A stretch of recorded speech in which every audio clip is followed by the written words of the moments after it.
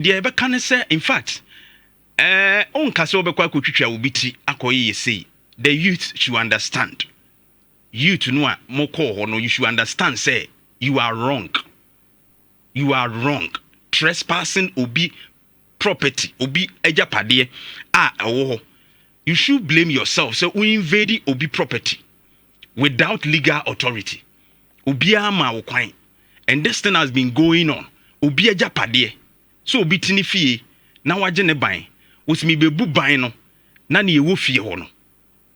Me de mensa beka na se mesumi bebu ban na betena fie obi na se me be hye ho bi chinchina ache me be hye wo nipa kro no ewo emrama ne kwan se saa ne owo no eye ne dia ewo mra kwan so wotimi eye mu adwuma wo se me force de mewuram utie eye witness ye ono wo ko ho bi wo so ka ho na no mu twitwa a wo che sampa no mu twa fence no so just ne beto wo mkra so mu nyae no wo se da bi wo mu nyae na wo mpese ho no an mo eye o ma ade.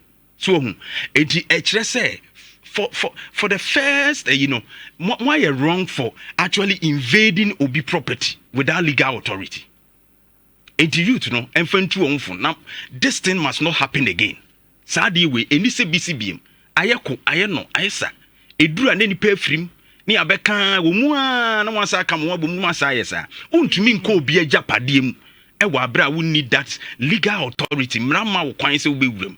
AGF a company almost ye adwuma a wo mutua to ma aban disika ma aban e de bo o man no so hu bra sen so wo mu dia wo de be ma o man no ye je nti e di nti na so we invade wo property. We should address this. Now youth and desist from doing those things. Say you invade all the time into a Anglo good one legal concession or more. And of course today I blame me can say the governance of this country so over the years, because when you know ECC nyina no utia enkronkura ye true fam agudie wo mu na no eyi doc ba ha onu US or your mind a professor wo boa mu two minds or se kuro ni nyina ba bi o mu two minds bia ye insure kuro no eti BBC ya insurance no wo ho se manfo wo ho nyina benya so mfaso ene wo boa se wura ho a ensuo Krono kran so siamna so a chese bibi be ka no ho sisia no ani pe wo mu nyina akoya asem ensu krono nkasa ni insurance so abruchie ba bi edoma no ne yetu ayi no o ma insure krono nyina na meti sa Anglo Gold nsu kra tua o moto e de se fata no percentage no ma aban royalties ayi o mutua nyina o de ma ayi no edi enti ene emfa nye development emfa mie bi enuma ne ade mamabu no nya bi nye. No me jai so de komani brebe boawura akoye yede ni se omoye. And I blame the governance of this country over the years and so can ni nyina contributed to this.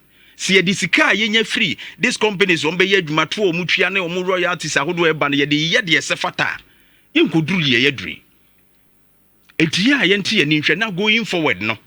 This mining communities who come be see here wo pare and a teenage pregnancy yi ene ema ya 15 to 19 years aye Eugene be presentation baby o mo hye obi a multiple partners there no mo pese pad kra no ehun ye den masa amayo yi and they are within the mining communities and the one a higher percentage no emfantu ye hufo na ye hu se o mine chekere no nyina ya hye de Nhyira 104.5 we eye kukrantumi